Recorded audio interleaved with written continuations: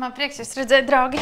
Labas ziņas. Mums ir ļoti daudz par ko runāt, izrādās. Pateicoties tam, ka mūs ļoti daudz klausījās pagājušajā epizodē. Jā, paldies visiem, kas ielika īkšķīšus un atsūtīja kādus jautājumus vai vienkārši labas atsauksmes. Tāpēc mums ir motivācija taisīt vēl vienu Melomanieku podcastu. Un šis ir Melomanieku podcasts numur 2. Un to jums piedāvā spēles vadītāji Jānis, Mārs un Undija. Un mēs vadām mūzikas minēšanas spēli Melomanieki. Tiem, kas tādu nezina, tad noskaidrojiet, nāciet un spēlējiet. Un tad pēc tam klausieties podcastu. Vai otrādāk. Labdien! Un arī Māris. Māris, saka labdien. Kolosāli. Jā, paldies par iesūtītiem jautājumiem. Tiem mēs arī iziesim noteikti vēlāk cauri. Bet sāksim ar podcastu. Es gribēju padalīties, ka man nejauši sāka sūtīt cilvēki ne tikai jautājumus par spēli, bet arī savas vienkārši pieredzes stāstus. Un man liekas tik interesanti, ka varbūt varētu pat aicināt vēl cilvēkus atsūtīt, ja kādam ir kāds interesants stāsts. Nu, nevis vienkārši, es spēlēju, man iet jautri, bet kaut kas īpašs noteikti uzrakstiet. Dažus stāstus jau zinu, bet būtu interesanti padalīties ar visiem. Tas, kurš ir pietiekami drosmīgs vai priecīgs to darīt, ar vārdu vai anonīmi, tas nav tik būtiski kā tas. Un tad šodien man izlec viena tēma, un tāpēc izdomāju apkopot vesels 3 stāstus, kas ir par vienu to pašu tēmu, un to tēmu mēs varētu kā nosaukt. Trakie? Nē. Mērķtiecīgie. Vai arī mūzikai un melomaniekiem nav robežu. Jā, attālums nav šķērslis. Jā, attālums nav šķērslis. Distance robežām. Relationship. Jā. Long distance relationship. Tikai tavā galvā. Respektīvi par spēlētājiem, kas speciāli brauc uz melomaniekiem no ārzemēm. Jo es nezinu visus, bet izrādās, ka tāds nav 1 vai 2, bet ir vairāki.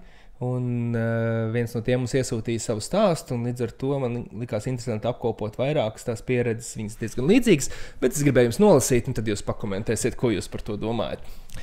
Vai jūs varat uzminēt, no kurām valstīm nāk šie cilvēki, piemēram? Klausamies, labi. Ok. Nē, te pateikts priekšā. Izlaidi to. Uzliksim pīkstuli. Nē, labi, tas nav svarīgi. Vienkārši jūs varat uzminēt, cik tālu būtu gatavs braukt. Kurš ir tālākā valsts, kā jums liekas, no kurienes varētu kāds atbraukt? Tas nav no Amerikas. Grūti iedomāties, ka kaut kur ārpus Eiropas kāds. Bet arī tā kā speciāli, jo man liekas, no cēsīm atbraukt ir grūti. Jā. Nu, tas mēs atkal viss galvā ir. Es teiktu, ka Eiropa ir tā tverami. Reizēm pa stundu ziņā no cēsīm ilgāk atbraukt nekā atlidot no kaut kurienes tuvs. No kādas tuvas ārzemes. Tieši tā. Labi, pirmais dalās ar savu stāstu Linards no komandas Beatlenes. Beatlenes arī ļoti laba komanda, ļoti sen jau spēlē. Un tur ir incidents ap citajā komandā, kas nav Linards, bet spēlē mani kaimiņu mājās. Un tad es parasti novācos pēc melomaniekiem, eju mājās. Un tad viņas vēl trepēs satieku. Tā kā tik jautri tas ir. Dzirdēt sauksmes par spēli. Uzreiz svaigas. Labi, bet Linards raksta šādi. Vēlējos padalīties ar savu stāstu nedaudz. Biju ar māsām spēlējis prātspēles vidusskolas sākumā, kāds 16. gads. Tad pēc kāda laika māsa uzaicināja uz melomaniekiem, jo bija komandā atbrīvusies vieta. Atnācu un neko daudz nezināju, bet biju metāla roka eksperts. Vēl kā tagad atceros, ka nenonācām pie Ankura, un tur bija dziesma, kuru vienīgais no komandas atpazina no pirmās sekundes. Tas adrenalīns un dopamīns ierāva āķi lupā. Atceros stresa sajūtu, kad sāku apšaubīt savu atbildi, ierakstīju 3 Days Grace, un raundam turpinātos galvā dziesmu turpināju skandināt līdz brīdim, kad sapratu, ka tas ir Breaking Benjamin. Fiksi nosvītroju un uzrakstīju jauno atbildi. Māsa prasīja, vai tiešām esmu pārliecināts, parādot atbilžu variantus, vai tas tiešām bija Breaking Benjamin. Kāds atvieglojums un atkal dopamīns caur mani izskrēja, kopš tā laika melomanieki kļuva par manu hobiju. Tagad, diemžēl, 2 gadus jau dzīvoju ārpus Latvijas, dzīvoju Tartu, bet decembrī atbrīvojās grafiks un bija vietas komandā, lai varētu braukt no Tartu uz melomaniekiem. Gaidu rudeni, lai atkal meklētu un plānotu dienas, lai atbrauktu no Tartu, ja komandā būs vieta. Bet komandas biedrs, kas aizstāja mani, ir vairākas reizes novadījis arī manu privātu online spēli, pierakstot visu, kas izskanējis mūsu spēlē. Pateicoties viņam, esmu bijis spējīgs kaut nedaudz izjust melomanieku šarmu, kad neesmu spējīgs tikt uz melomaniekiem laika un attāluma dēļ. Cīņa Linards no Beatlenēm. Tik foršs stāsts. Vai ne? Man liekas, ka tā ir ar to braukšanu no ārzemēm, ir tā, ka tava komandas biedri jau noteikti grib rēķināties ar to, ka tā vieta būs aizpildīta, lai tev pēdējā vakarā pirms spēles nav jāmeklē kāds aizstājējs. Līdz ar to, ja kāds saka, ka brauks regulāri no Tartu, man liekas, tā ir ritīga apņēmība. Tas apņēmības līmenis ir augsts, jo, tas ir par rēķināšanos īstenībā. Es rēķinos, ka es braukšu un vispār rēķinās, ka es būšu. Tā kā tur ir kaut kas ļoti, ļoti skaists. Un no Tartu turklāt nevar atlidot. Es tagad skatos, ka tur ir jābrauc ar mašīnu 3 stundas 20, kas nav pa lielu satiksmi. Tas noteikti ir tālāk no Cēsīm. Fact-checkings notiek. Jā, es šobrīd to skatos, jā. Ja nav sastrēguma. Tā ir apņēmība, jā. Jā, man patīk arī tas āķis, kas ievelk, ka tu kaut ko zini. Neviens cits nezina. Labi, Jāni, kas tā vēl ir? Tas ir tuvākās ārzemes, bet ir kādas tālāk. Tas ir tuvākās, ejam tālāk. Otrs stāsts nāk no Dānijas mums. Višķiņ tālāk jau. Mazliet, jā. Kaut gan. Tieši tas, ko mēs iepriekš runājām. Labi, nolasīšu. To mums raksta Indra. Viņi spēlēja, kādreiz bija tāda komanda 23 tiramisu, un tagad viņi rebrandojās uz Mr. Worldwide. Un tad viņi arī mums dalās. Tātad, čau! Vispirms paldies, ka veltat laiku un ierakstat, dodat mums faniem kontentu. Mums ir fani. Pirmā epizode bija mega interesanta, ar nepacietību gaidu nākamās. Tas ir tās atsauksmes, kas liek kaut ko vēl ierakstīt. Jā. Un viņi arī padalīsies ar savu stāstu par braukšanu. Tātad sākasim ar manu loģistiku. Viss sākās, protams, ar lētu biļešu medīšanu. 8 mēnešus gadā Rainer lido no Arhusas uz Rīgu, un dažreiz biļetes var ieķert par 40 eiro turpat pakaļ. Tad es iečikoju Melomanieku kalendāru, ļoti novērtēju, ka tas ir vairākām kārtām uz priekšu. Redzami datumi. Un saskaņoju ar komandu, vai viņiem derētu datums, kad tas viss ir nokārtots, tad pērku biļetes un maucu. Kas man liek to darīt? Principā, jau tikai mana kvēlā vēlme būt daļai no Melomanieku kopienas, izaicināt sevi un, protams, paspīdēt dažreiz ar random zināšanām. Kā jau Undija teica epizodē, arī mans azarts ir izpildītāju atpazīšana. Un parasti šīs viesošanās ir salīdzinoši īsas, līdz ar to paspēju iedot ģimenei pa bučai, iedzert garto latviešu aliņu ar draugiem un doties atpakaļ iedzīvē Dānijā. Tā kā apvienoja patīkamo ar patīkamo. Bet man liekas, ka īsti melomanieki ir bišķi apsēsti un atkarīgi. Jā! Re. Es taču dienu pēc kāzām devos spēlēt. Tā bija. Nākamais līmenis, jā. Tā bija. Jo tādu izdevību laist garām nevar, kad datumi laika sakrīt esot Latvijā. Es ceru, ka vīrs pats arī spēlēja, vai viņš nespēlēja. Nē, vīrs nespēlēja. Viņš ir ļoti saprotoši, acīm redzot. Bet tieši nākamais teikums, vīrs dažreiz ieņirdz, ka es pat taisno no lidostas dodos uz loftu un gaidu, kad sāksies spēle. Bet tāds ir mans hobijs. Un jā, melomanieki nav parasts papvizs, man mīļākie mirkļi ir, kad publika dzied līdz, kad visi priecājas cits par citu, un tad kopumā ir tā atmosfēra. Protams, visur cauri visu sacensību, bet, piemēram, mūsu komanda nekad neiet pēc uzvaras. Mēs to visu darām prieka pēc, uzsitam citam uz pleca, kad zinām kaut ko mistisku. Tās 2 vai 3 reizes, kad esam attapušies 3. vietā, ir bijušas patiešām lieli sasniegumi. Mums ir savi iekšējie KPI, kurus... Key Performance Indicators. Paldies.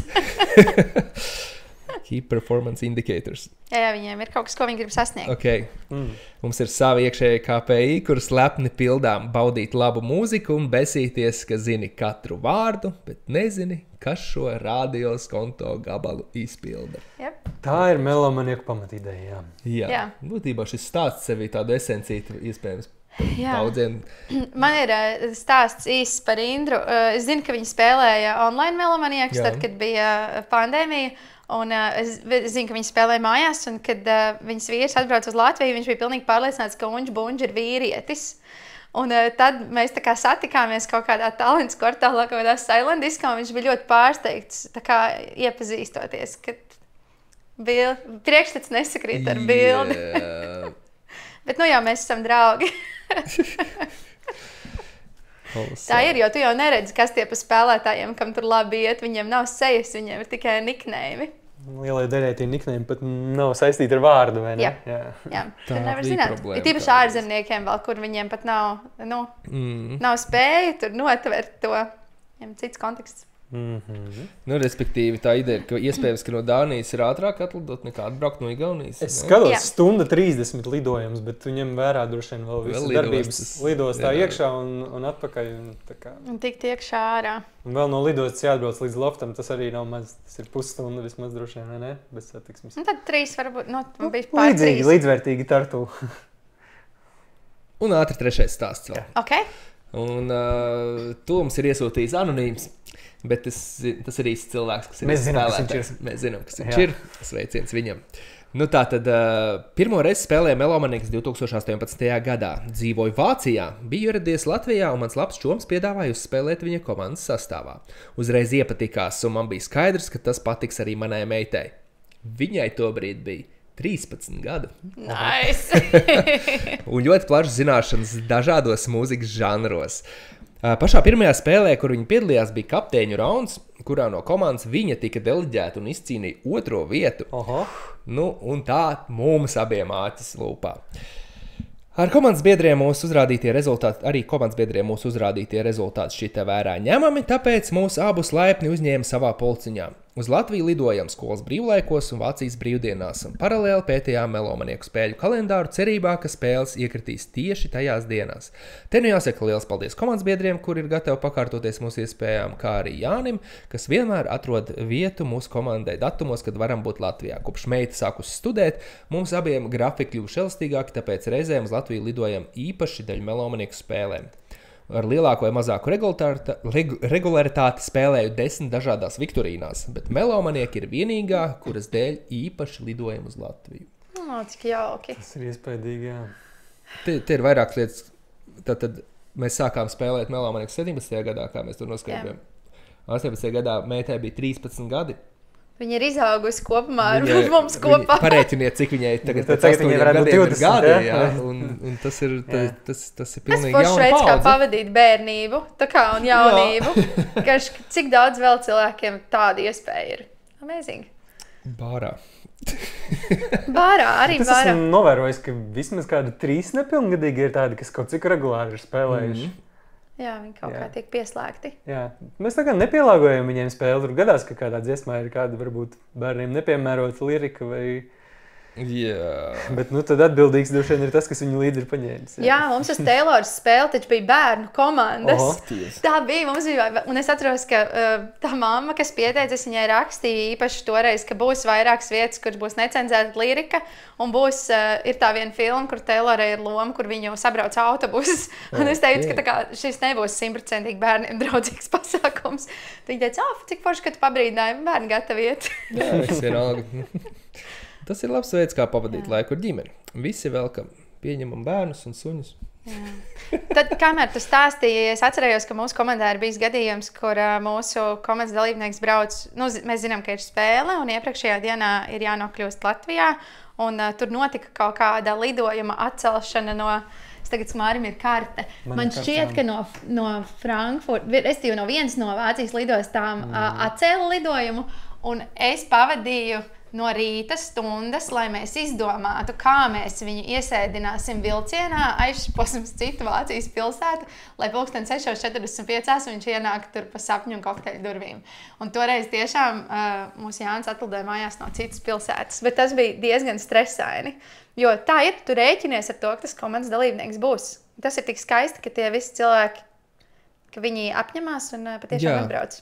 Ir vēl vairāk cilvēki, kur man ir minējuši, ka brauc arī, es nezinu, cik speciāli vai tā ir sagadīšanās, varbūt šie 3 ir tā, tie 2 īpaši pēdējie, kas ļoti regulāri, un arī tie stāsti ir plašāki, ka dažreiz tiešām mēs tur tos datumus, es citas komandas tā kā izmetu no grupas, lai tikai viņi varētu tikt, bet, reti, bet dažreiz tāpat gadījies, tā kā es domāju, tas ir jautri. Un tāpēc vēlreiz gribēju, ja kādam ir vēl kaut kāds episks stāsts, ko mēs nezinām, padalieties, mēs labprāt uzklausītu un padalītos ar citiem arī. Jā. Šiem paldies. Apņēmība ir, man liekas, tā tava komanda viena no apņēmīgākajām vispār ir, kas ir bijusi. Un, tas atkal stāsts, ka Undija spēlēja komandā Vecstāvu kasete, kas arī ir ļoti labiem panākumiem. Top grupas komanda ir arī uzvarējusi finālu Melomanieku vienreiz un ir uzvarējusi sezonu. Vienreiz. Arī vienreiz. Tā bija cita sezona. Divas dažādas sezonas. Jā. Pirmā un pēdējā. Kas ir labāk? Nu jā, tāpēc rekurā arī varbūt padoms kādiem citiem spēlētājiem. Nu, mums ļoti daudz labas komandas, kā kļūt par labāko, vai kādas ir jūsu taktikas, gatavojoties spēlēm, vai ko mēs vēl varam? Vai mēs gatavojamies spēlēm? Jā, protams, ka mēs gatavojamies spēlēm. No kura gala šo sākt? Tad, kad mēs sākām spēlēt Melomaniakus, es nezinu, kā ir citiem, bet man pirms spēlēm ir diezgan liels uztraukums. Un, lai man būtu tās rokas un tās nervus, kur nolikt, tā baltā lapiņa, kas mums stāv uz galda priekšā, es viņu ļoti cītīgi sagrafēju. Man ir 10 tailītes, es pierakstu, ka tur būs 7 dziesmas, un lai kaut kā to stresu izlādētu, es ļoti rūpīgi pierakstu. Tur Pops 40 ir pirmā dziesma, kas izgāja, tur Rocks 30 ir otrā. Un tad pēc pirmās spēles, man ir tā lapiņa, super skaista lapiņa, bet, ko es ar viņu darīšu, izmetu ārā. Bet pēc otrās spēles es sapratu, ka man ir tā kā dati, ka man reāli tajā lapiņā ir salicts, tur ir dati. Un es izdomāju pēc otrās spēles, ko mēs izspēlējām, ka mūsu komandai taps statistikas fails. Ka mēs uztaisīsim spreadsheetu, kurā mēs sarakstīsim iekšā kādas kategorijas ir tajā spēlē. Tur ir 10, 20, 30, 40, 50 punktu jautājumi, un ka mēs sarakstīsim, ko mēs zinājām un ko mēs nezinājām. Lai sākumā varētu paskatīties uz to, vai tā sajūta, kas mums ir, ka mums labi iet pops, sakrīt ar realitāti. Cik labi mums, piemēram, iet pops. Jā, viens ir, ka tev patīk pops, bet otrs, ka tu arī zini viņu. Jā, mēdz gadīt. Man tā bija ar elektroniku. Man liekas, ka man ļoti labi sanāk un patīk elektronika, un ka es viņu zinu, bet katru reizi, kā viņa bija, es kaut kur aizķēros un nevarēju atbildēt. Un tad no sākuma tā gatavošanās spēlēm bija caur to statistikas failu paskatīties, vai realitāte sakrīt ar sajūtām. Un atbildi? Atbildi ir tā, ka tev ir insights, dati, ir kaut kāda analīze un ka ir lietas, kur labāk neaiztikt. Tās kategorijas ir kategorijas, kuras nevajag aiztikt. Tad laika gaitā ir vēl viena sajūta, kura mums no tā statistikas faila izauga, ka nevajadzētu paļauties uz savām variantu lietošanas spējām. Ir tādas komandas, kuras saka, mēs paņēmām variantu, atbildējām nepareizi, un paņēmām otrais un atkal atbildējām nepareizi. Mūsu komandai arī tā ir bijis, ka mēs ņemam variantus un aizšaujam visur greizi. Un mums ir bijusi analīze, kur mēs pētām, cik labi vai slikti mums iet ar variantiem. Un variants var lietot ļoti dažādi. Tu vari lietot variantu savam jautājumam, kur tu tā kā trāpi uz kaut ko tu nezini, gribot, negribot jāņem variants. Bet variantus var izmantot tā, ka tu zini, kas tas ir, un ja būs variants, tu zinās 100%, vai arī tu nezini nemaz. Un, ja tu paņemsi variantu, tad varētu vismaz šaut pa kaut ko no 3. Tā kā 1/3. Uzreiz samazināt to varbūtību. Palielināt varbūtību. Tā.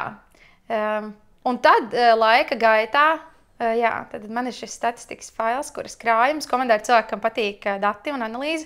Tad mēs sākām tur analizēt to failu. Jo vairāk dati tev krājās, jo vairāk tu vari kaut ko izanalizēt.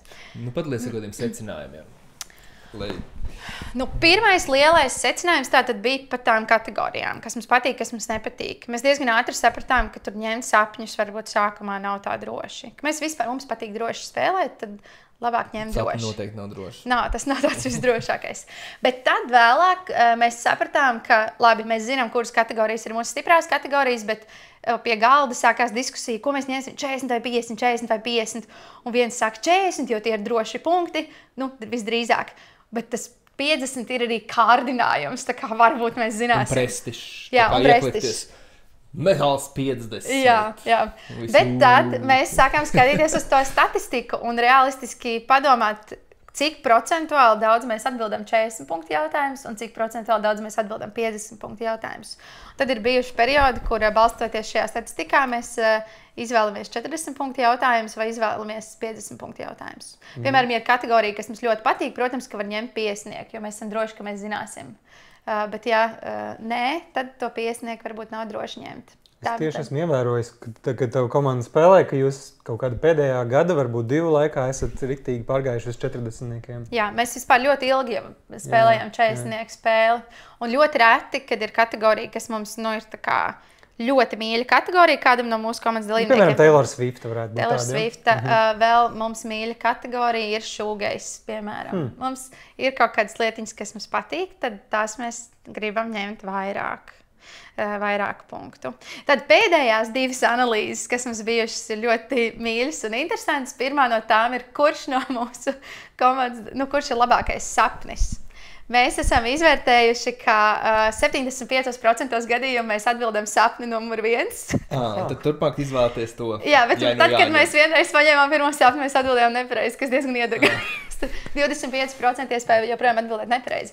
Un tad 60 plus ir sapnim numur 5, kaut kādi 69% laikam, un tad mazāk ir vēl kaut kādiem sapņiem, bet ir tādi sapņi, kur es nezinu, kā Māris izvēlās tur, kur dziesmu likt kurā sapnī, bet mums ir tāda statistika, ka 1. sapnis un 5. sapnis ir mūsu komandai draudzīgākais sapnis. Daži spēlētāji jau to zina, es nezinu, mēs to varam atklāt, bet es domāju, ka varam. Tas nav obligāti taisnība. Tā runā. Tā runā, jā. Baumas. Ka kaut kāda chronoloģiska sakarība varētu būt starp. Tad ir nejauši bieži gadās, ka tas 1. sapnis ir vecākais un 5. sapnis ir jaunākais. Vai kāds to ir ievērojis? Ka tā varētu būt. Es domāju, ka ir ievērojuši. Vai kāds klausās šo podcastu, viņam būs bonusiņš. Tāpēc es domāju, ka tas, ka jūs izvēlaties 5, tas nozīmē, ka jūs negribat ņemt pašu jaunāko mūziku, bet tādu diezgan jaunu. Tas varētu būt. Plus arī sapņos viens no likumiem, ka kāds no sapņiem arī ir diezgan viegls. Tāpēc, tas nemaz nav sapnis. Bet tas ir forši, ka tu tā kā laimē un trāpi uz to. Nav jau teikts, ka tie visi būs grūti. Jā, tur var būt jebkas. Bet man tāds provokatīvs jautājums par tavu statistikas analīzi. Vai jūs arī izdalat, kurš no komandas spēlētājiem ir atbildējis, kurš jautājums, lai jūs varat saprast, kurš ir ankurs, kurš ir vājais posms, kurš ir stiprākais? Mums nav komandā ankuru. Mēs šādu statistiku mēs neapkopojam. Tas būtu liels darbs. Bet tas būtu arī lieki. Tāpēc, ka katram komandā ir savas stiprās puses. Un tas, kurš es varbūt esmu ankurs klasiskajā mūzikā, bet es esmu neankurs, one hit wonderos. Katrs gatavojās kaut kam citam. Tad vajadzētu vēl vienu, kurš sēž blakus un dokumentē. Atsevišķi statistiķi, jā. Statistiķi? Nē, tā mēs nedaram. Vēl viens statistika, ko mēs esam izvilkuši. Tagad mēs uzvarējām to kopvērtējumu. Es domāju, ka mēs ar statistikai pievērsīsim bišķi mazāk uzmanības. Bet vēl viens statistikas grieziens, kurā mēs vilkām ārā, ir, cik labi mums iet ar albumiem. Jo mums bija sajūta, ka mums ļoti slikti iet ar albumiem, ka nevajag viņus ņemt. Un tad viens džeks teica, bet es apstīšos, mums taču ir tie dati, un mums ir izvilkta tāda tabula, kur var redzēt visas iepriekšējās reizes, kad ir bijusi spēlētājiem albumi, un vai mēs atminējām, un ko mēs atminējām, un tas mums atkal, tas iedod redzamību, tā nav vairs tikai sajūta. Un tad vēl viens interesants statistikas veids, grieziens, kā mēs esam skatījušies, cik spēlē vispār var nopelnīt punktus, cik vidēji punkti par dziesmu, un cik vidēji punktus mēs nopelnām par pareizi uzminētu dziesmu. Un ir spēles, kuras ir grūtākas, jo tas punkts ir dārgāks, un ir spēles, kur viņš ir vieglāks. Tāds kopvērtējums man arī ir salikts. Tas ir subjektīvi priekš jums grūtāks vai vieglāks, jā. Ja spēlē iziet vairāk piecinieku, tad viņš ir dārgāks vienkārši. Jo mēs ar Jāni arī apkopojam statistiku, cik ir vidējais punktu skaits katrā kārtā, un pēc tā mēs varam redzēt, cik viegli vai grūti ir tā spēle. Jā, tā var sajust. Ja tomēr izspēlē vairāk nekā 100 komandas, tad tā statistika ir diezgan objektīva. Es arī paskatījos to kopvērtējumu. Tātad ir ļoti daudz labas komandas. Tādas apmēram kādas 20, kas varētu cīnīties par uzvaru, un kas ir tas, kas liek vienai komandai būt priekšā otrai, un tā starpība ir ļoti maza, jo tā kā no 9-8 spēlēm pagājušā sezona tā starpība punktos ir apmēram tikai 400 punkti, kas šķir piemēram 1. un 2. vietas. 850 un no 20,000 punktiem 400 ir kaut kādi 2%, manuprāt. Un tas, lai tu apsteigtu visus pārējos, tad apmēram tev pietrūks 2% pret otru komandu vai tam līdzīgi. Tas visu spēli ir 1 vai 2 dziesmas. Kas tas ir, vai ne? 1 vai 2 dziesmas spēli, kas tas ir veiksme vai arī... Tas ir tas, ka tev tas viens dalībnieks nav no Vācijas atlidojis, kurš varbūt zina metālā šīs 2 dziesmas, vai to tāpēc nav komandā ankuru. Tāpēc katrs dalībnieks, kurš tev kaut kādā specifiskā nišā kino, piemēram, atbild 2 lietas, tā ir milzīga vērtība. Visi pārējie var zināt visu mainstream, bet tev vajag to vienu cilvēku, kurš tās pērles velk no kaut kurienes ārā. Bet es esmu dzirdējis arī tādu variantu, es neatceros vairs no kuras komandas, ka ir bijis, ka papildus spēlētājs nevis palīdz, bet traucē. Viņš visu laiku novērš uzmanību, viņš uzstāj uz savām nepareizajām atbildēm. Patiešām tāds gadījums ir bijis, jā. Es ticu, ka tā notiek Es domāju, ka tas ir visādās spēlēs tas pats. Jā. Zinu, ka ir spēlētāji, kuriem paliek garlaicīgi, un viņš vienkārši sāk minēt tā, lai piedalītos. Viņš traucē pārējiem. Ne, man ir kopumā, Indra teica, ka melamaniekiem jābūt mazliet duliem, trakiem, es nezinu, kā vēl to nosaukt. Es spēlēm ļoti rūpīgi gatavojos arī tādā ziņā, ka ja mēs runājam par to, kādu mūziku mēs klausāmies. Ja? Es klausos ļoti, ļoti dažādu mūziku, tāpēc, ka es gatavojos spēlēm, es vienkārši atveru kaut kādu 80. gadu playlist, 60. un es vienkārši sēžu ar telefonu, man ir ielikts austiņas, un es sāku klausīties dziesmas, nezinu, Labels un nākamā dziesma, klausos tālāk Bobs Dilans uz priekšu, un es vienkārši pārslēdzu dziesmas. Pa 30 sekundēm klausies? Neklausos pa 30 dziesmas. Pirmajās 5 zinu pareizo atbildes, slēdzu uz priekšu, tur Britney Spears, tur Brandy un Monika, un vienkārši maucu uz priekšu. Un tas man tas trenē arī kaut kā. Un tad, ja es nezinu to dziesmu, tad es viņu klausos līdz galam. Tas man soda punkti sev. Un vēl jā. Un tad visu dienu klausies Be My Lover. Padara tevi par 2% trakāk par citiem. Un tad tu vari uzlabot to savu 50 punktu atbildēšanas statistiku. Gan jau, ka varētu vēl šo celtu vēl uz augšu. Tur tad arī ir tie 40 punkti, ko tu teici. Jā. Jo nav komandas, kas atbild pilnīgi visus jautājumus. Tā kā Taylors vai Eirovīzijas spēlē, tas ir iespējams ļoti vienādi. Bet tā kā visu mūziku pagaidām tas nav iespējams vēl. Neviens vēl to nav parādījis. Tas arī labi saslēdzās kopā ar to, ko Indra iepriekš rakstīja, kas riktīgi just for fun raksta, ka spēlē, un ka viņiem vispār nav svarīgi tur uzvarēt. Tad te ir ļoti interesanti dažādi. Jo arī, ko mums rakstīja spēlētāji, ka būtu interesanti parunāt ar kaut kādiem komandu kapteiņiem, lai katrs pastāsta savu pieredzi. Šis bija tā kā pirmais apmēram interesanti. Jā. Es gan neesmu komandas kapteinis. Jā. Tu esi bijusi aizvietotāja kapteinis. Kā kapteiņa asistents, kamēr kapteinis ir ārzemēs. Labi, muzikālā gauma. Tā ir lieta, ko mēs apsolījām pagājušais parunāt. Mums ir muzikālā gauma, Māri. Man liekas, katram ir muzikālā gauma. Pat ja citiem viņa nepatīk, tā tomēr ir tava gauma. To nav nevienam jāizpatīk. Mārim vajadzētu pastāstīt par savu gaumu, tā kā viņš mazāk pagaidām kaut ko mums ir pastāstījis šodien. Māri, ko tu klausies? Savu gaumu. Es melomanieku dēļ klausos visu kaut ko es citādi varbūt arī neklausītos. Bet es teiktu, ka man ir diezgan plaša gaume. Es klausos vecu mūziku, es klausos jaunu mūziku. Bet ja man obligāti tā jānodefinē, tad droši vien, ka tā ir kaut kāda pārsvara 80. līdz 2000 mūzika, kas man savulaik patīk un ko es visvairāk esmu klausījies. Man ir arī mans Last FM profils, kurus apskatījos, kas ir mani klausītākie mūziķi kopš 2009. gada, kopš es viņu lietoju. Un pirmajā vietā ir Bruce Springsteens, par ko es jau stāstīju, uz kuru koncertu es drīz braukšu. Tas tā kā nav mainījies, man viņš patika pirms 15 gadiem, patīk joprojām, bet pārējie, kas ir tajā top 5, es viņus vairs neklausos. Es esmu šokā par to, ka es klausījos pirms 10 gadiem un tagad vairs nē. Tie ir tādi roka dinozauri, kā piemēram U2, kas man kādreiz bija mīļākā grupa, bet vairs Laika mainās. Laika mainās, jā. Es tagad klausos kaut ko mazliet savādāk reizēm arī, jā. Tā kā jautājums bija, kāda ir mana muzikālā gauma, es to nevaru tā nodefinēt, jā. Ko tu klausījies tad, kad tu biji maziņš? Kad es biju maziņš. Kas bija viņš klausās, kā es dziedu savām dziesmām līdz. Tagad tu biji mazs, es domāju, cik ļoti tā bērnība ietekmē to, kur mēs muzikāli aizējam. Varbūt, ka nemaz, bet varbūt kaut ko.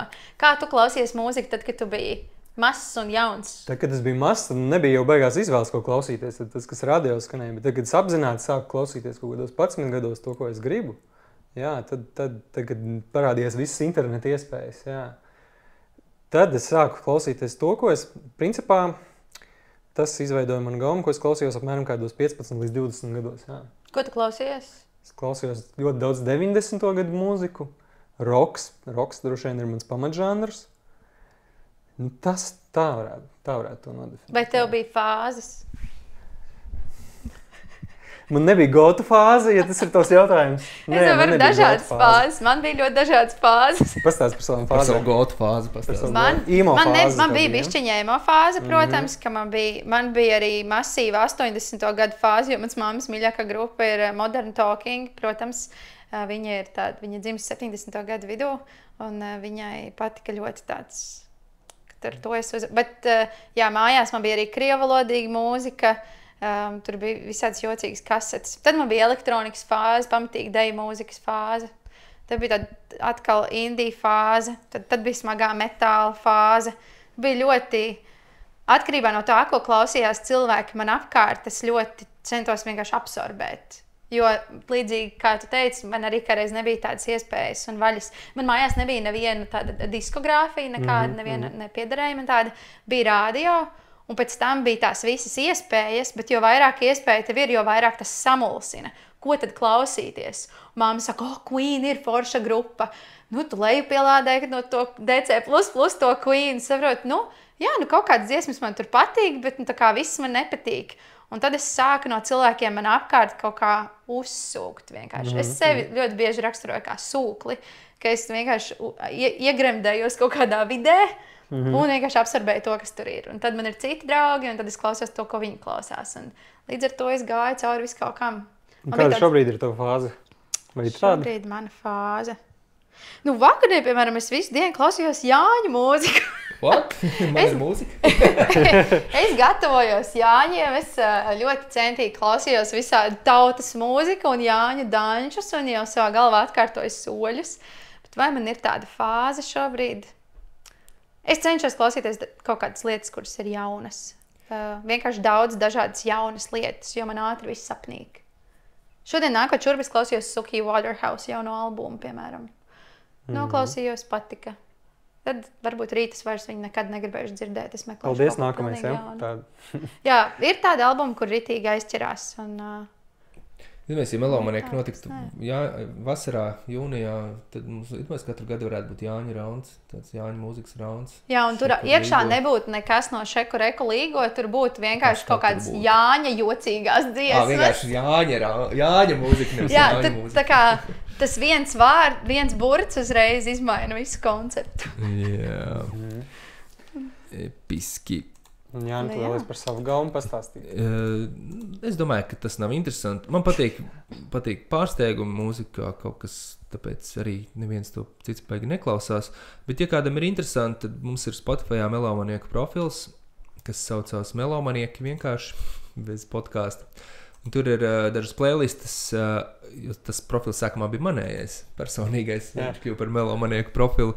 Tur, piemēram, ir playlista 100 reiz labāka mūzika, kur es kādu laiku apkopoju 100 labākās dziesmas, kas man patīk, bet tikai kas man patīk. Tas nav obligāti pasaulē 100 labākās dziesmas.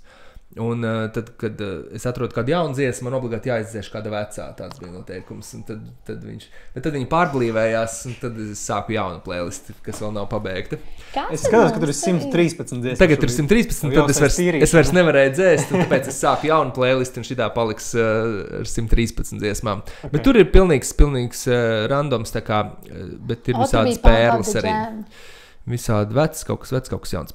Bet tas ir The Lost Finger. Ko jūs tur skatāties to playlistu tagad? Protams, mēs skatāmies to playlistu. Mārim uzreiz ir receipts, viņš tā kā gatavojies.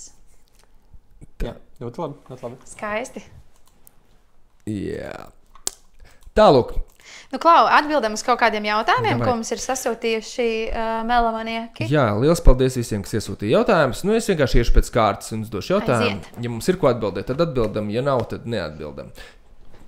Pirmais jautājums, komentāros YouTube un Spotifyā rakstīja jautājumus, daži arī atsūtīja Instagram vai Facebook vēstulēs. Ja jums ir vēl jautājumi, noteikti rakstiet. Uz nākamo reizi būs arī interesanti par ko parunāt varbūt. Tātad, no YouTube komentārs raksta Zina Gudra. Foršs un gaišs podcasts. Paldies. Jautājums. Kā un kāpēc jūs izvēlējāties Melomanieku spēles sākuma dziesmu Born to be Alive? Draugi, kā jūs izvēlējāties? Patriks Hernandes, kuru izpilda, kur mēs esam klausījušies 400 cik tur reizes. Tad Patrika menedžments mums sazinājās. Labi, nē. Patiesībā es izvēlējos to dziesmu. Kaut gan ar Māri sazinājās Patrika menedžments. Un patiesībā pirms Melomaniekiem mums bija cita spēle, kas saucās Brainbank, ko mēs taisījām kā erudīcijas spēli. Tas bija jau 2 gadus vēl pirms Melomaniekiem. Arī tur daudz no tiem, kas tagad spēlē, arī piedalījās. Un tur nāca kaut kāds tāds fināls, un man vajadzēja dziesmu, kas uzkurinātu publiku. Un es atradu šo dziesmu.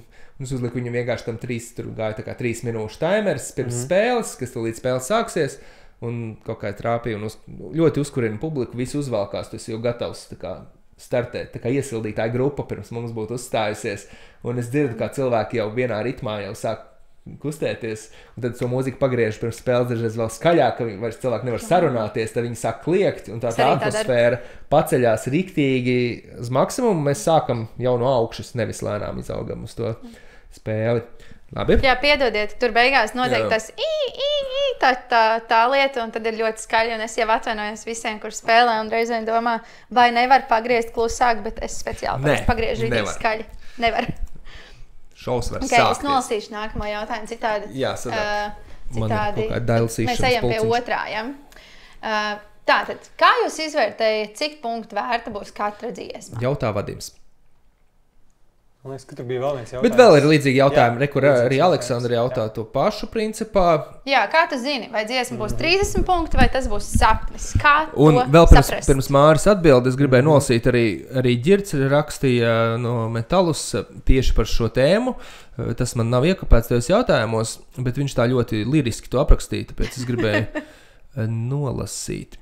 Tātad, runājot par dziesmu izvēli, būtu interesanti, kā jūs izvēlaties punktus, kategorijas, īpaši tēmās, kuras paši nezināt, ko ielikt 50, kas bieži vien pat žanra speciālistam ir par vienkāršu. 2 piemēri, kurus ievēroju. Pagājušajā spēlē bija punki, un bija izvēles 50 punkti, bija mana favorīta grupa Idols. Labi, viņš neraksta tādā izteikumā. Drāmā! Kas reāli ir ļoti, ļoti populāri jaunajā punk vilnī, bet citreiz, piemēram, kaut kādā citā tēmā, teiksim, elektronika, tur ir kaut kāds super specifisks Francijas mazpilsētas santehniķis, kas stājas elektroniku. Tātad, kā jūs atbildētu šo jautājumu? Māri, tur ir. Jā.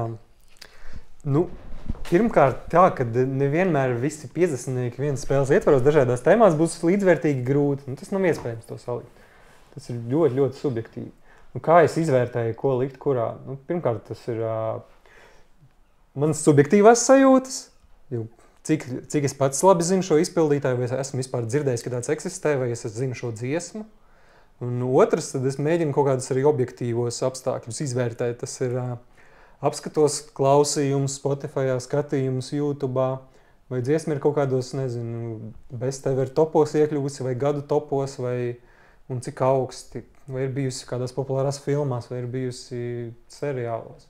Tas viss kopums, tas, ka es veidoju šo spēli jau cik gadus, jau ir man radījis tādu knowledge, ka es izpratni, laukuma tveršanu, ka es domāju, ka es lielākoties diezgan labi trāpu. Protams, ir gadījumi, kad katrā spēlē droši vien ir kāds 50, kas ir riktīgi par vieglu, un kāds 40, kas ir riktīgi par grūtu. Es domāju, ka tā spēle ir tik labi sabalansēta, ka cilvēkiem uzreiz lec acīs, ja kaut kas vienā spēlē, katrā otrajā Diemžēl. Nav. Jo labāk Mārtu strādā, jo sliktāk ir tā viena katra kļūda. Sliktāk, ja viss būtu vienkārši pavieši taisīgs. Jā, lūdzu piedodiet Mārim, jo man liekas, ka viņš tā kā ir izdarījis 98% izcili. Kur ir tie tiem 2% ir jāpievar vienkārši acis. Tas ir, lai jums būtu par ko parunāt un pastrīdēties. Jā.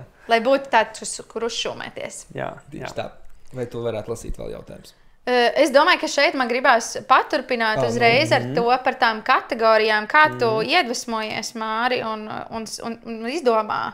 Tātad tev ir kaut kāds mehānisms, kā tu dari to punktu atlasi, bet kā tu tiec pie tās idejas, ka šī spēle būs tāda? Vai tu krāji kaut ko, vai tev ir liste kaut kāda?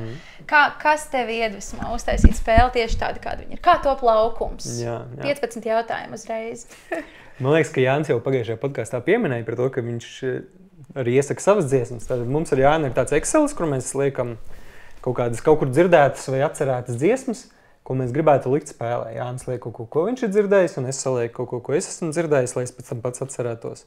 Tāpat arī ar tēmām, ja kā mums ienāk prātā kāda forša tēma, tad mēs tur atzīmējam. Nav tā, ka mums tur ir baigi garais tas waiting lists, jo līdz kaut kas forši ir, tad mēs ieliekam uzreiz, teikt, nākamajā vai aiznākamajā spēlē. Jā. Visbiežāk kaut kādas interesantās tēmas, kas nav tur standarta 90 vai roks, tās visbiežāk top no kaut kādas vienas dziesmas. Es dzirdu kādu vienu foršu dziesmu, tad es izdomāju, ka viņa varētu būt kādā interesantākā jaunā kategorijā, Un tad es piemeklēju pārējās dziesmas, kas varētu viņai klāt būt. Un, piemēram, tāds labs piemērs, man liekas, es noklausījos grupas The Kinks dziesmu Superman, tā ir rock grupa, bet viņi izpilda disko stilā. Un tad es izdomāju, ka ir taču daudz rock grupas, kas arī muzicē disko stilā. Un tad es piemeklēju pārējās, un tad radās tēma. Tad radās tēma Rock Goes Disco, jā. Un tas ir kā piemērs, jā. Tātad iedvesmot var jebkas. Var jebkas. Filmā izdzird kādu dziesmu, uzreiz piefiksē. Tad no tā var izaugt pat vesela tēma vai pat, nezinu, spēles formāts jauns. Man liekas, rītīgi stilīgi, ka tev reizēm ir tā kā tajā spēles laukumā ir tēmas tā kā klasteros. Tur ir, es atceros, bija sen viena spēle, kur laukums dalījās uz vidu, un vienā bija visas tās tēmas vienā gadsimtā, otrs otrā. Tad ir kaut kādas kino tēmas, kuras ir it kā, viņas ir tā kā māsīgas, radniecīgas. Es nezinu, kā to nosaukt, viņas ir kaut kā līdzīgas. Man liekas, forši, ka izaug tās klasteru tēmas. Man liekas, varbūt spēlētāji, kas ilgāk spēlē, jau ir ievērojuši, ka mums visbiežāk, nevienmēr, bet visbiežāk ir tā, ka viena spēle ir normāla un nākamā spēle ir mazliet citādāka formāta. Vai tu gribi pastāstīt par šo? Es nezinu, vai mums ir laiks, jo mums riktīgi var izvērsties par šo tēmu. Es domāju, ka tas varētu nākamajā reizē izstāstīt par dažādiem formātiem, kas mums ir. Cliffhanger. Jā. Labi, tad par šo mēs runāsim nākamreiz. Bet es esmu sagatavojies par šo daudz jautājumu. Jā. Labi. Tā, trešais. Nu ko, draugi, pastāstiet, kāds ir labākais un sliktākais koncerts, uz kuru jūs esat bijuši? Kāds sagatavojas uz šo jautājumu? Jā, es. Es varu pastāstīt. Es negribu nevienu aizvainot, bet sliktākais koncerts, kur esmu bijis, ir Laika suns. Pirms kaut kādiem gadiem 10. Tas tiešām bija garlaicīgākais koncerts, kurā esmu bijis. Viņi vienkārši spēlēja vienu to pašu dziesmu vairāk kā stundu, un es biju tā kā piespiedu kārtā tur. Un tas bija drausmīgi. Tiešām sliktākais. Es mocījos fiziski. Man liekas, ka viņiem pašiem nepatīk tas, ko viņi dara. Tas viss bija tāds super lēni. Viņi fiziski spēlē vienu to pašu dziesmu, vai viss tās dziesmas izklausās vienādi? Tur nebija tie hīti, ko mēs tagad varbūt zinām, bet kaut kāds tāds vienmuļš tāds plūdums. Es esmu bijusi vienās kāzās, kur grupa Skinny Cheese, man liekas, viņi no Valmieras, viņi tiešām vairāk kā stundu spēlēja vienu dziesmu, jo viņiem bija izdota viena dziesma, viņi tur ļauj, lai līst, lai lietas līst, manai cukurvat, un viņi to dziesmu dziedāja kaut stundu, jo viņiem bija beidzies viss repertuārs, bet mēs negribējām, lai viņi iet prom. Viņi spēlēja to vienu dziesmu daudz un dažādos stilos.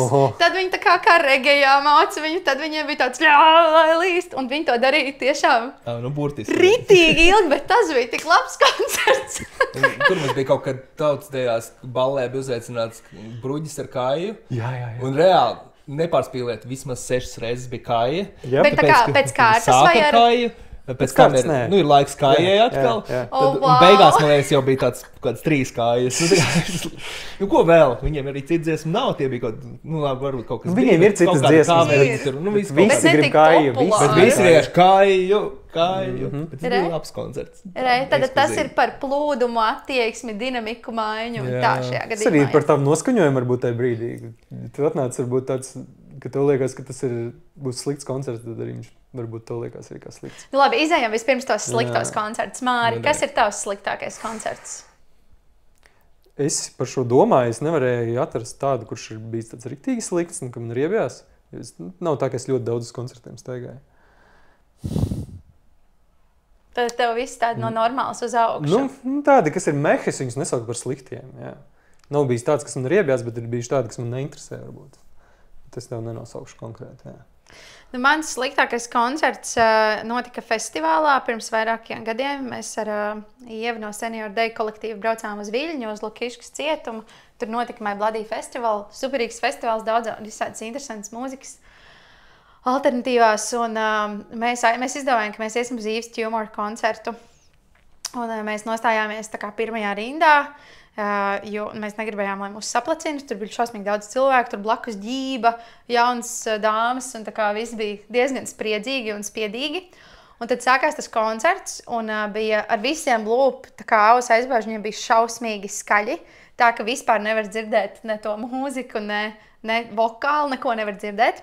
Un man sāka kļūt ritīgi neomulīgi tur atrasties. Un tas mākslinieks kaut kā, viņš izvilka tādu pātagu un viņš sāka tā kā, it kā pātagot to auditoriju, bet es sapratu, ka no tā man tā kā vēl neomulīgāk paliek tajā vietā. Un tad viņš laikam nebija apmierināts ar to, ka mēs tik neresponsīvi esam, un viņš izlēma nokāpt lejā. Un viņš nokāpa lejā, un tad bija tie cilvēki, kas viņam tā kā gribēja pieskarties. Lielākie fani, jā, rītīgi priecīgs, bet man tā kā tas vēl vairāk atgrūda no šī visa. Un tas beidzās ar to, ka viņš nonāca līdz mums abām. Man bija roka nolikta uz tās mardziņas, kas ir priekšā. Viņš uzsēdās uz tās margas un manas rokas un fiziski uzgulās man virsū. Tā kā perfekti. Viss bija mērķēts uz tevi. Man liekas, ka man seja viņam izteica visu, ka tā kā šis cilvēks negrib, un viņš tā kā speciāli aizdarīja. Pārliecināt. Un tās laikam ir sliktākais koncerts manā dzīvē. Atgādini to mākslinieku? Yves Tumor. Ir bijis mūsu spēlē. Man kopumā ļoti nepatika šī pieredze. Tagad, kad tu pastāstīji, es atcerējos, kas ir bijis sliktāk. Aiziet! Man liekas, ir divi veidi, kā koncerts var būt slikts. Mākslinieks ir tāds, ar savu attieksmi, jā. Vai arī ir, nezinu, slikta skaņa, slikta vieta un slikta publika. Bet es biju uz Placebo koncertu pirms 3 gadiem, un viņu attieksme bija drausmīga pret publiku. Viņi tur apvainojās vienā brīdī uz skatītājiem.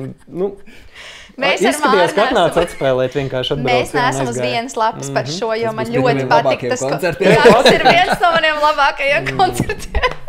Kolosāli. Tad es redzēju kaut ko citu tur, ko tu... Plūstoši pārējiem uz labākiem koncertiem? Jā. Plūstoši pārējiem uz labākajiem. Nu labi, es varu sākt. Es biju Arēnā Rīga 19. gadā uz Stinga koncertu. Man liekas, ka bija ļoti labs, jo viņš skanēja vēl labāk nekā ierakstā, ko viņš jaunībā ir ierakstījis. Viņam tad bija jau kaut kādi 70 gadi, bet viņa balss bija vienkārši ārpus šīs pasaules, kā saka. Katra dziesma bija hīts, katra zināja no galvas vārdus, tieši tik garš un tik īs, cik vajadzēja. Tas bija labākais koncerts, kur esmu bijis, jā. Kā ar jums? Vai jūs izdomājāt savus labākos koncertus? Šis bija grūtāks jautājums nekā tas sliktais koncerts. Man atkal otrādi. Es domāju, ka uz daudz labiem koncertiem, un katru gadu man ir cits labākais koncerts, es tā nemaz vienu nevaru izcelt. Pagājuši gadu, piemēram, ar visu to, ka es braucu uz Taylors lielo koncertu, kas bija tā kā diezgan liels highlights, pagājuši gadu man ļoti patika Fontainas DC koncerts Palādījumā. Tas bija tik jaudīgs, tik enerģisks, tik pilns, Man ļoti patīk, ka tu redzi, ka tas mākslinieks tā kā izliek sirdi un dvēseli uz tās skatuves un ka var kaut kā saslēgties ar viņu. Man atkal liekas, ka viņi to izdarīja. Vienkārši Brians Moloko ir izslavēts cīniķis, kurš tā viņš komunicē. Tā viņš komunicē ar cilvēkiem, tā viņš doķinē runā. Tāds viņš vienkārši ir. Un es piekrītu tiem māksliniekiem, kuri negrib, ka viņiem sejā bāž mobilo telefonu.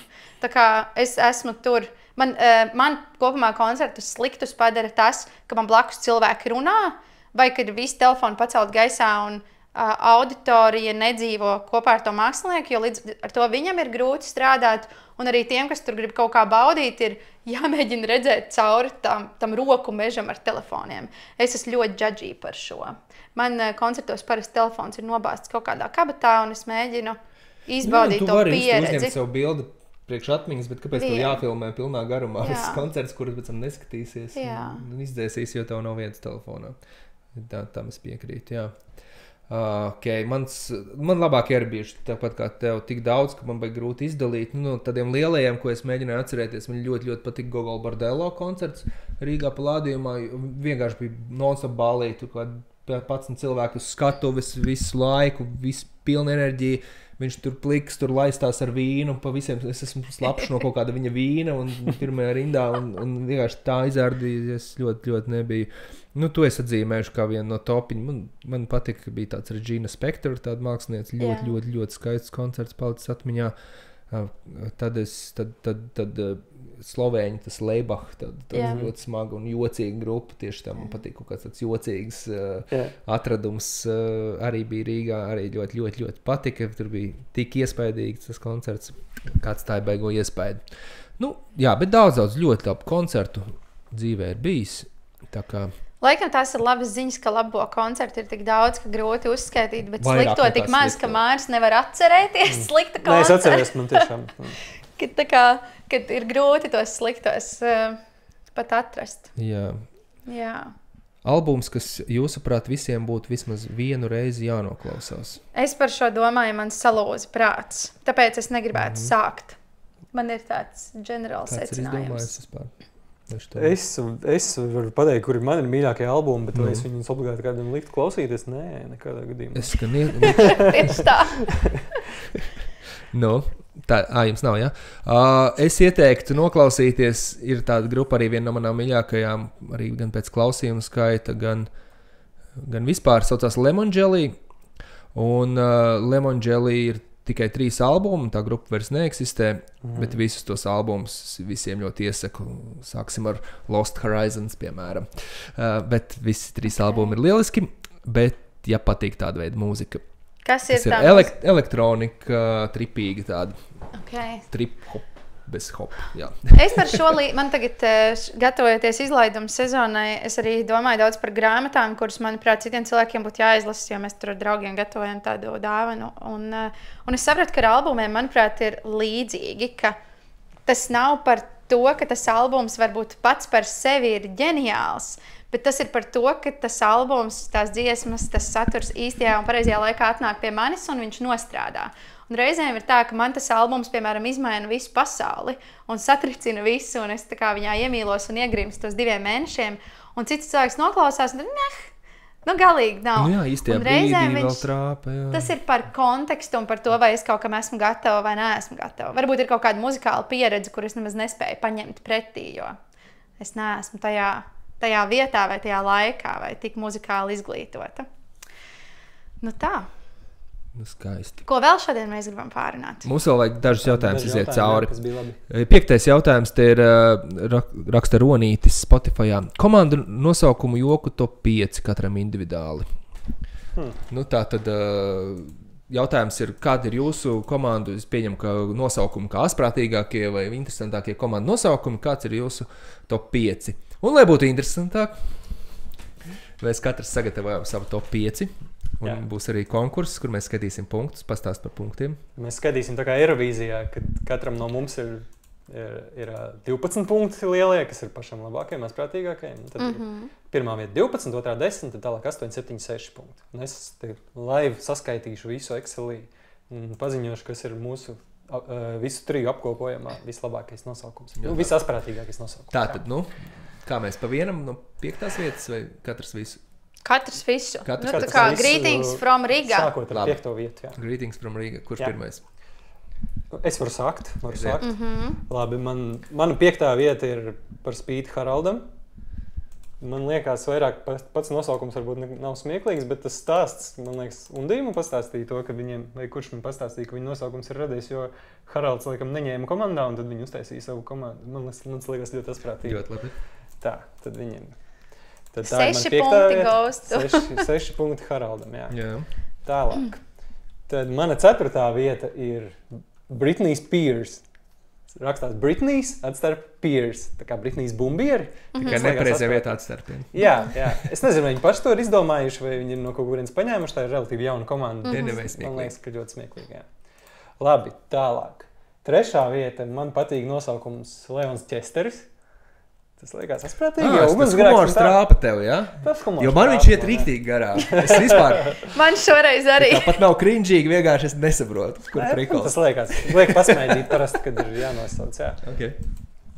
Protams, vēl labāks bija, kad viņi izmantoja nosaukumu Leons Čester 11. Tas bija vēl labāk. Jā, tur bija tāds mirklis. Tieši, kad pāvests tika ievēlēts.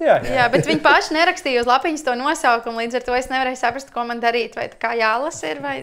Pārāk gari, jā. Labi, tālāk. Tad man 10 punkti. Man 10 punkti. 2. vieta ir Smells Like Teen Spirit. Tas man liekas asprātīgi, jo to droši visticamāk viņi paši ir izdomājuši, jo tas ir latviešu valodā mazliet tā kā. Tas man liekas labs. 1.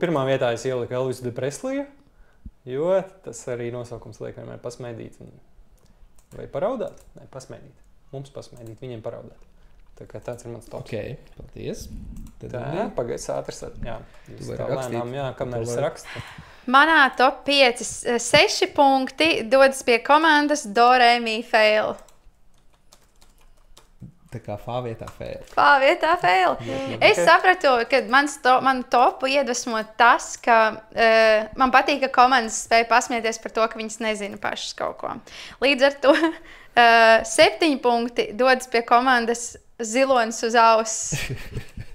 Ļoti atbilstoši mūzikas spēlē. Ļoti atbilstoši mūzikas spēlē. Viņi tā kā spēja ieraudzīt, ka viņi. Tad 3. vietā man un 9 punkti dodas pie komandas Asara Krelles. Jo šī meitene darina. Šī meitene darina Asara Krelles. Nu, otrs variants ir, ka raudas nāk. Tas varētu būt vēl kādā. Asaris tek, ja?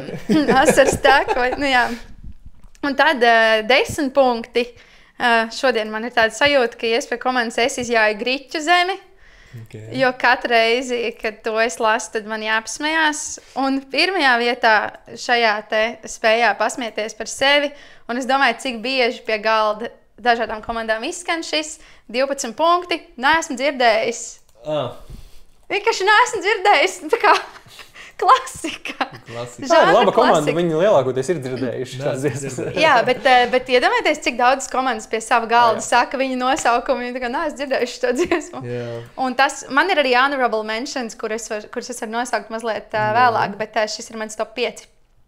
Kolosālāk. Pagaidām nekas nesakrīt. Pagaidām nekas nesakrīt, jā. Man ar jums abiem sakritīs tikai viena komanda uzvarēs. Viņa arī uzvarēs, tāpēc, ka nav citu variantu. Super. Tāpēc, ka nekas cits nesakritīs. Dod savu top 5. Līdz ar to mans top 5, 6 punkti. Es dodu komandai Saulīte O. Kāpēc? Jo ir grupa Sun O. Viņš ir tāds dronmetāls. Vācu, vai ne? Es nezinu, vai vācu, diez vai. Viņa tā kā dronmetāls. Viņš tāds... Ļoti smagnējs tāds skanējums, jā. Un respektīvi, viņi iztulkoja tik mīlīgi un vēl ar to un ieka viņām visam. Tālāk 4. vietā ir komanda Ken Lee to Libu Dibu Dauču. Man liekas, ka tas ir kolosāli. Tas gan nav viņa izdomājums, bet viņi spēlē to nosaukumu visus tos gadus un katreiz mēs atceramies Bulgāru X-faktoru. 3. vietā ir man Karls Šlagerfelds, arī vecs komanda, un ļoti asprātīgs nosaukums, kas ir latvisks droši vien, tāpēc, ka šlāgers un atrasts tāds ļoti labi. 2. vietā man ir komanda, mana mīļākā komanda. Tas man ir personīgs tāds forši joki nāk no tā, ka viņi ir izdomājuši tādu nosaukumu, un es katreiz piesaku, un tad ir tik daudz varianti, kā to pārvērst jokā, gan beigušies pa šiem gadiem tie joki, bet tad, tā kā lasot komandas, piemēram, mana mīļākā komanda, pēc alfabēta nākamā, tad ir, piemēram, Metriņš Miglā. Tā kā mana mīļākā komanda, Metriņš Miglā. Un, ja tur izteiksim to pasaki, tad sanāk, ka Metriņš Miglā ir tava mīļākā komanda. Vai arī, tā, kad jāsaka ir punkti, tad, vai arī, kurš izvēlās, un tad es saku, un izvēlās mana mīļākā komanda. Un tad viss prasa, kura? Nē, labi, tu nesaprati joku. Saulīte ir amerikāņi, es pārbaudīju. Amerikāņi, ļoti labi. Un 1. vietā ir Smells Like Teen Spirit. Tas ir, tā kā, tas, ka var redzēt, ka ir izdomāts tepat lokāli, tas nav vienkārši GPT. Tāpēc arī es viņus novērtēju, jā. Tā mēs dod 12 punktus. Honorable mentions. Spirit laumiņas, ļoti foršs, mīlīgs nosaukums. Man nesanāk šitie smieklīgie nosaukumi. Ļoti labi sanāca. Elvis de Preslīs man arī ir. Tas tā. Manos honorable mentions ir Neceram. Man kā laikam kaitina pārāk gari nosaukumi, patīk īsi un koncentrēt. Atliek vienīgi minēt. Arī no dziesmas. Tad man ļoti patīk ministra kabinets, jo es varu spēlēties, piesakot, ka ministra kabinets lemj ballīte. Tā ir viņa kategorija, ko viņi izvēlās.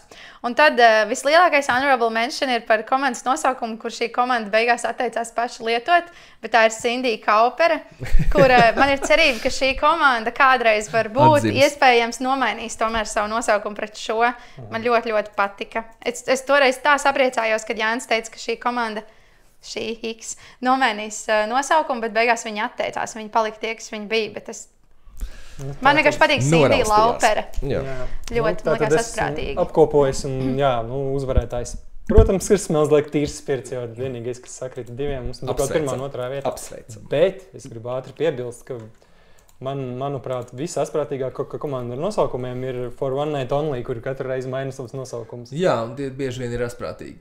Bieži vien ir asprātīgi, un viņi ar gadiem ir palikuši labāki. Es esmu apkopējis mazu top 5 ar viņu labākajiem nosaukumiem. Top 5 no Fono. Jā, kas, manuprāt, ir labāk par visiem šiem pārējiem. Okay. Nu labi, gandrīz visi. Tātad 5. vietā For One Night Only calls, it's Melomanic Monday. Nu labi atsauc, jo tā bija pirmdiena. Jā. 4. vieta latviešu spēlē viņi izmantoja Fono, Ajau, manu vieglu glāzi. Manuprāt, labs, jā. Tad 3. vietā tieši 22. gada maijā, kad citiem zēniem neizdevās Eirovīzija, tad viņi saucās Fono, Europe is on meat diet. Nu, tā tad Eiropa nesaprata.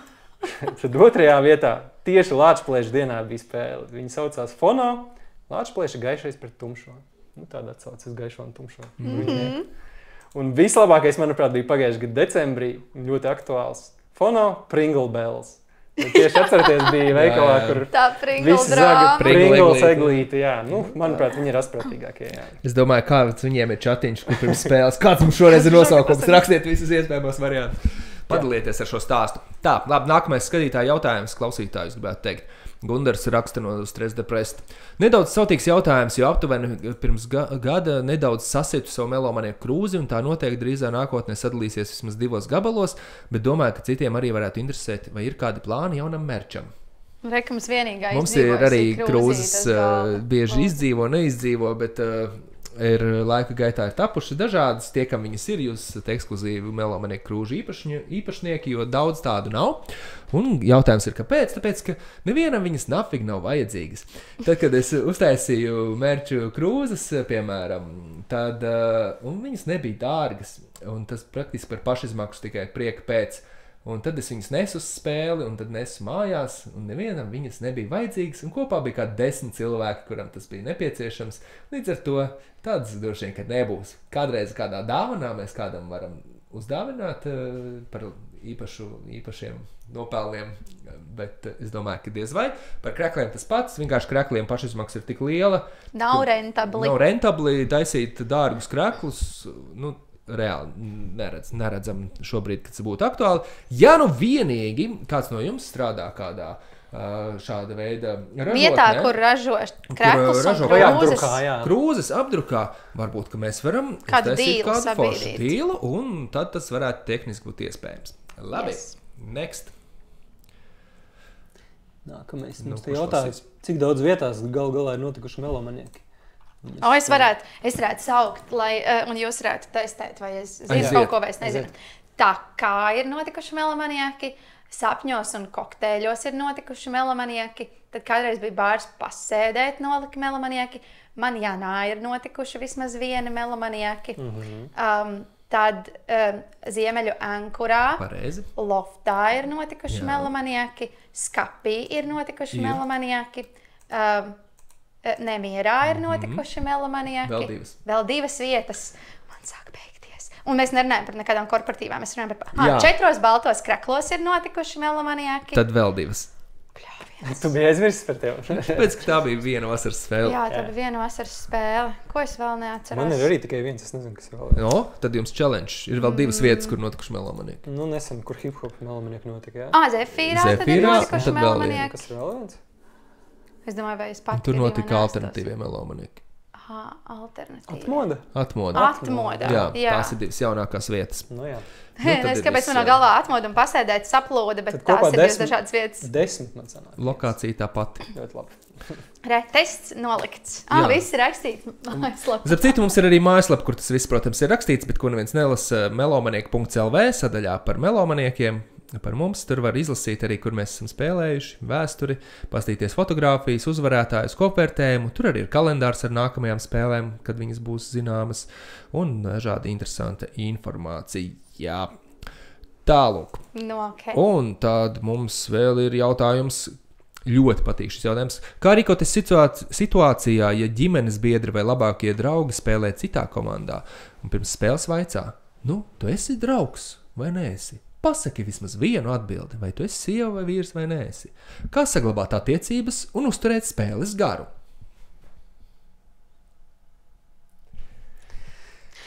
Man ir ļoti grūti atbildēt šo jautājumu, jo mans vīrs spēlē futbolu, nevis melomaniakus. Līdz ar to es nesaskaros ar šo. Kolēģi. Ar draugiem ir tā, ka mēs ar draugiem esam vienojušies, ka mēs nestāstām viens otram. Jo es esmu pateikusi, ka es negribu, lai man stāsta, un draugi arī ir tieši tik korekti, ka viņi man neprasa. Mēs pagājušajā reizē runājam par godīgumu. Tad man liekas, ka visi tā apzinās, ka mēs paši gribam godīgi spēlēt. Viņi grib godīgi spēlēt, es gribu godīgi spēlēt, tad mēs neko nestāstām viens otram. Nu jā, vai tu ejot uz kino, gribi, lai tev kāds pastāsta? Jā, es negribu, lai man spoilo. Jā, tas ir tā kā spoilers vairāk, nevis palīdzība. Bet tas, tu esi draugs, tas vienkārši ir tāds bezkaunīgs veids, kā formēt, frāzēt šo jautājumu. Es kopumā teiktu, ka vajag šķirties no tāda. Ka vajag izdomāt labu atbildi, bet vai tad jums pašiem būs forši, ka jūs tā? Vai, kā es dažreiz daru, es pasaku kaut ko absolūti. Aplam. Nepareizi. Ja? Tu melo savai sievai? Sievai gluži nē, bet vairāk draugiem. Ka interesanti, piemēram, es tagad mājā biju ļoti daudziem iestāstījis, ka būs Eirovīzijas spēle. Lai viņi arī gatavojās, klausījās. Tas jau par to, ka tu man jautā kaut kādas priekšā teikšanas. Tālāk. Wow. Jā, man gan arī ļoti, protams, daudz draugi un arī sieva spēlē melomaniakus un tādā ziņā pat tas, ka es pats nespēlēju, bet es zinu atbildes. Tur vienkārši tās tēmas netiek izrunātas. Parasti visas tēmas, arī prātspēlēs, arī tas pats dažādās viktorīnās. Ir tā, ka mēs sākam šo sarunu ar to, vai tu jau viss spēlēji. Jā. Un ja atbildi ir jā, tad mēs varam to pārunāt. Ja nē, tad mēs vienkārši mainām tēmu. Jā.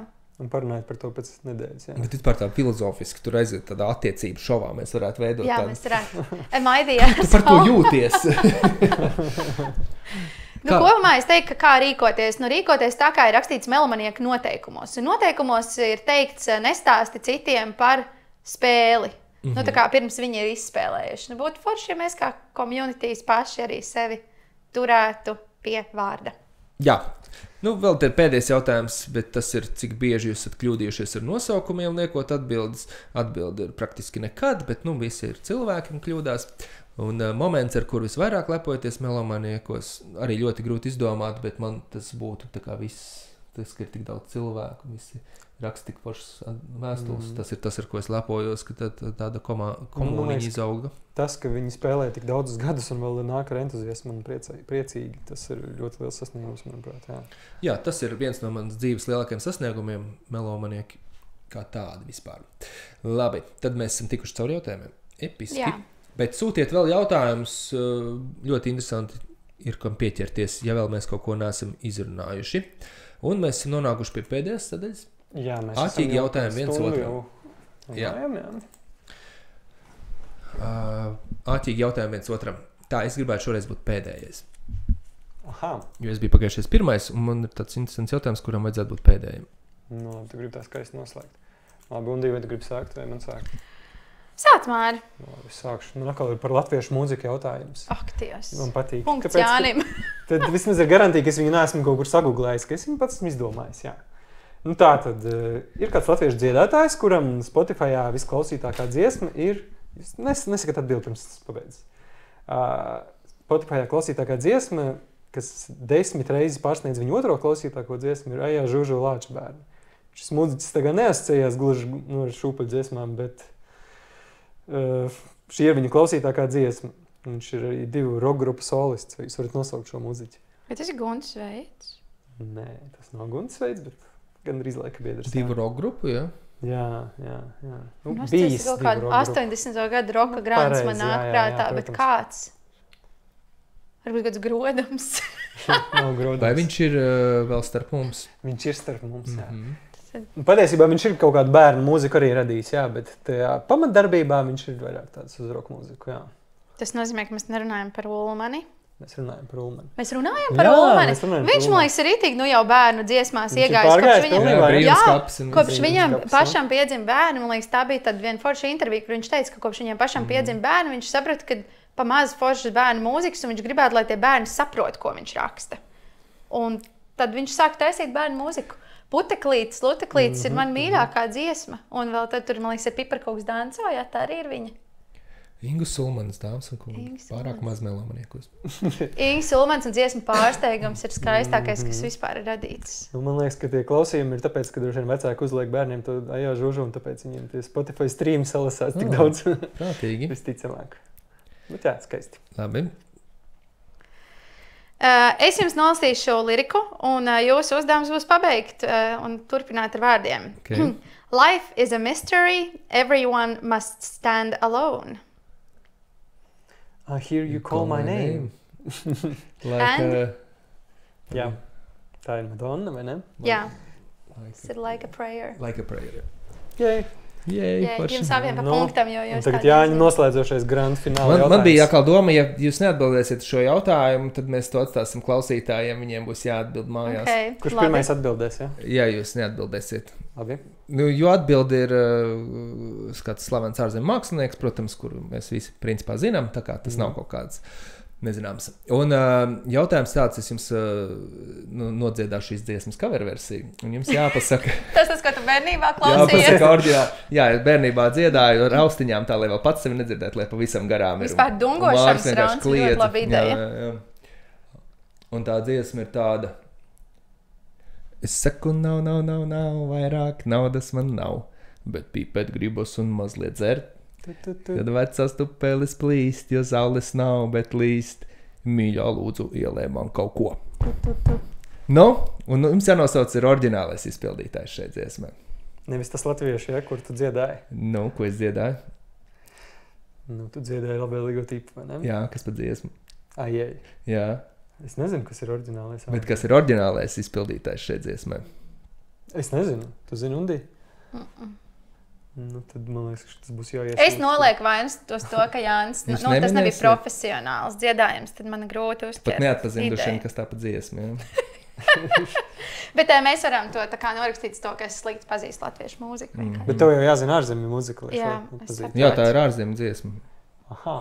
Es nezinu, es tiešām nezinu. Tad es domāju, ka cilvēki raksta. Bet tev pat nav vispār variantu. Kaut kas droši vien pirms 90. gadiem, 90. dziesmu. 90. tā ir? Nē, tā nav 90. Tā nav 60. gada. Nu, tā ir tipa versija 90. Jā, tā ir ātrāk dziesma. No aptuveni 70. precīzāk nepateikšu. Nē, ļausim minēt skatītājiem. Ļausim minēt, jā, es arī. Nu labi, ja skatītāji zinat, kurš pirmais rakstīs pareizo atbildi, tas malacis. Tas malacis. Tas dabūs krūznē. Nē, tas jāgriež pus ārā. Jā. Nu, forši, paldies, ka klausījāties, un tad atsūtiet jautājumus, spiediet laiku un rakstiet komentārus, 5 zvaigznes, kas tur vēl bija jāsaka. Like, share, subscribe, jā. Mēs šovasar plānojam ierakstīt vēl dažus podkastus par šo tēmu. Vēl dažas epizodes, jā. Pietrūkst melomanieki.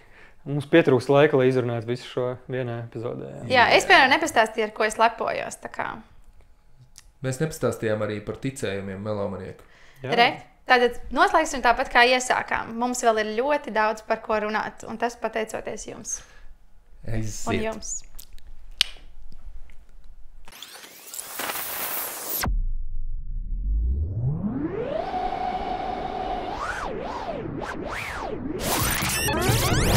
Melomaniacs.